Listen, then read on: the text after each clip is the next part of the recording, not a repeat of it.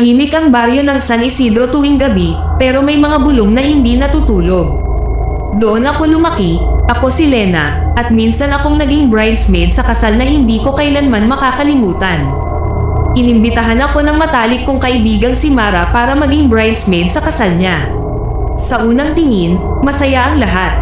Engranding simbahan, lumang-luma pero elegante, at kakaibang saya sa mga mata ni Mara.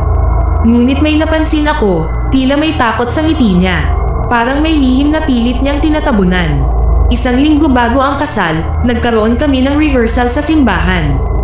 Bandang 10:00 ng gabi iyon, at malamig ang hangin. Habang naglalakad kami sa aisle, biglang kumislap ang ilaw. Saglit lang, pero sapat para makita ko ang refleksyon sa salamin sa likod ng altar, isang babaeng nakaputi, nakatayo sa tabi ko. Nang lingunin ko, wala naman. Akala ko'y pagod lang ako. Pag-uwi ko, nakatanggap ako ng mensahe mula sa isang hindi kilalang numero. Huwag kang pupunta. Kinabukasan, tinanong ko si Mara kung may alam ba siya tungkol sa simbahan.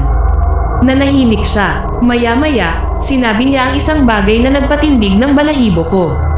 May naunang ikakasal dyan, 10 taon na ang nakalipas. Namatay ang bride sa mismong araw ng kasal.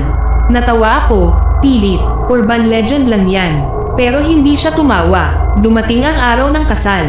Maaliwala sa labas, ngunit madilim ang loob ng simbahan kahit tanghaling tapat. Suot ko ang bridesmaid dress na malamig sa balat, parang bagong laba pero amoy lumang kahoy at kandila. Habang nagmamarcha kami papunta sa altar, isa-isa kaming tinawag sa pangalan. Pagdating sa akin, may bamulong sa tenga ko, isang boses na hindi akin, hindi rin kay Mara. Ikaw ang susunod. Nang magsimula ang seremonya, napansin kong wala ang isa pang bridesmaid. Si Nina. Kanina lang magkatabi kami. Tinanong ko ang coordinator, sabi niya, walang Nina sa listahan. Nanlamig ang buong katawan ko. Sa gitna ng sumpaan, huminto ang pari. Tumingin siya sa likod namin, namutla, at napaatras.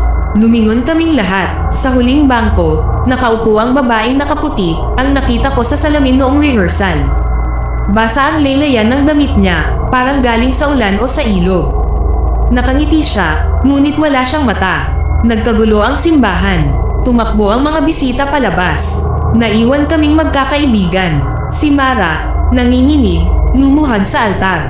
Patawad, paulit-ulit niyang sabi. Hindi ko sinasadya, doon ko nalaman ang totoo. Kinuha ni Mara ang fiancé ng babaeng iyon noon. Sa selos at galit, itinulak niya ang babae sa ilog sa likod ng simbahan.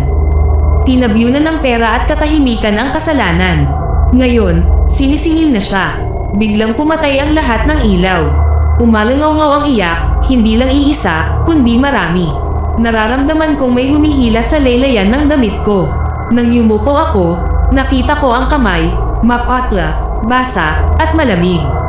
Isang sigaw ang pamunit sa dilim. Nang bumalik ang ilaw, wala na si Mara.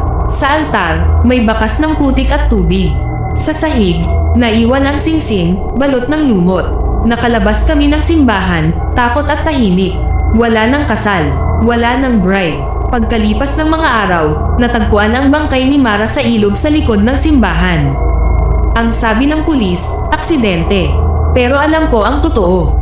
Tuwing gabi, may natatanggap pa rin akong mensahe mula sa hindi kilalang numero. Salamat sa pagdalo. At minsan, kapag dumadaan ako sa lumang simbahan, may nakikita akong isang bridesmaid sa loob, nakapila, nakangiti, at nakatingin sa akin. Parang may hinihintay.